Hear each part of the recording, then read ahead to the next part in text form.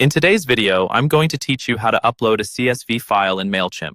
We'll walk through the entire import process from start to finish so you can get your contacts into Mailchimp quickly and correctly without running into common errors.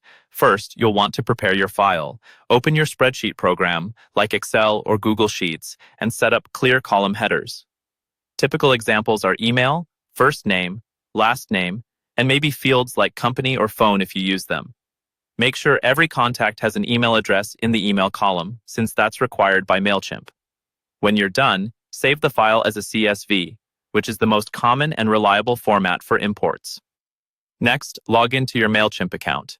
From the main dashboard, navigate to the Audience section, then click on All Contacts. At the top of the page, you'll see an Add Contacts button. Open that drop-down and choose Import Contacts. This is where you'll start the actual upload process. Mailchimp will now ask you how you want to import. Choose the option that says Upload a File, then click Continue. On the next screen, you can either click Select a File and browse for your CSV, or simply drag and drop the file into the window.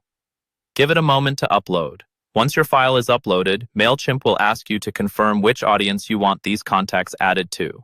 If you have more than one audience, make sure you pick the correct one so your list stays organized and you don't mix unrelated contacts. You'll then see options to organize your new contacts. Here, you can add tags or assign them to groups. Tags are really useful for segmenting your audience later, for example, by source, interest, or campaign.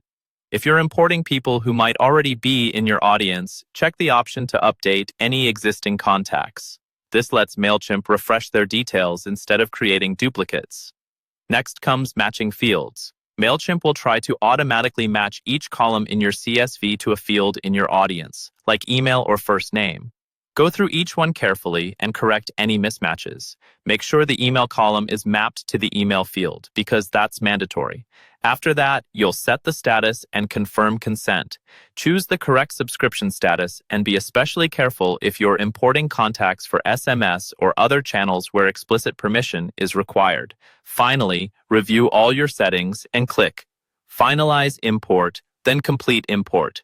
Mailchimp will process the file, and your contacts will be ready to use in your campaigns.